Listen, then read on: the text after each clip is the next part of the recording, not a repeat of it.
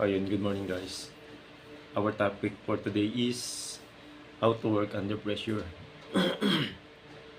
Ayun, sa trabaho lagi mararanasan mo yung ganon. Kasi lalo pag nasa production ka, tuloy-tuloy yung makina. So, mararamdaman mo talaga yung pressure.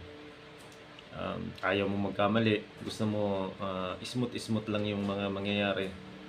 Pero may time na darating talaga yung time na magkakaroon ng trouble, pero kailangan mo pa din maging kalma.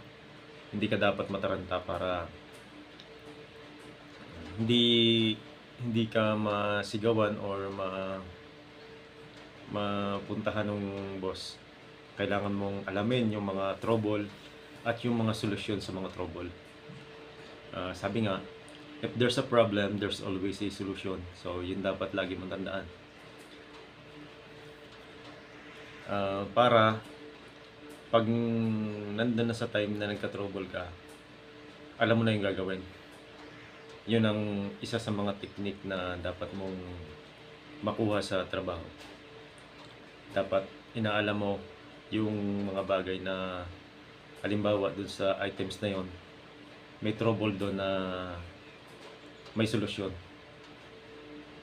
Halimbawa sa amin, kapag pumupukpok ka, lalo sa pag napunta ka sa factory ng bakalan, pag pumupukpok ka doon, nagkakaroon ng halimbawa dumidikit yung items, yung bakal dumidikit.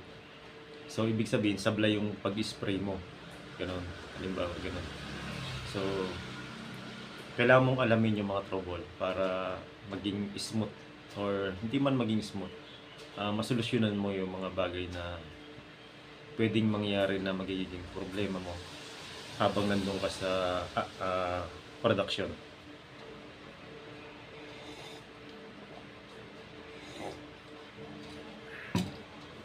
Ayun guys, habang bago ka, syempre medyo matataranta ka pa. Pero habang tumatagal ka, mas sanay ka din dun sa sistema. Kaya lagi mong i-set up yung isip mo na huwag mataranta pag nagkaroon ng trouble. Dahil matitigil yung production. Mamaya-maya, andyan na sa likod mo yung boss o yung bisor, so masisigawan ka. Kaya kailangan mong alamin yung mga problema sa production. Sineset up pala yung molde, dapat tingnan mo na kung ano yung itsura or yung design para ma-estimate mo na yung gagawin mo pag yun na yung ginagawa. Kasi salitan lang naman yun eh. Kung natapos itong production ng kabila, yung kabila naman. Para ang gusto kasi ng mga Chinese, ayaw nilang masayang yung oras. Gusto nila tuloy-tuloy yung production para tuloy-tuloy yung kita nila. Ganun yung mga ugali ng mga Chinese.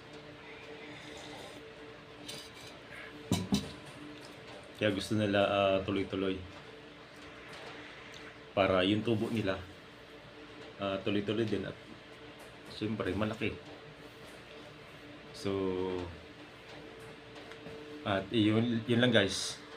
Basta ang gawin nyo, maging ano kayo, yung pag-aralan nyo yung magtrabaho ng napipressure na kayo pero relax pa din kayo. Yun lang guys, ingat kayo palagi and God bless.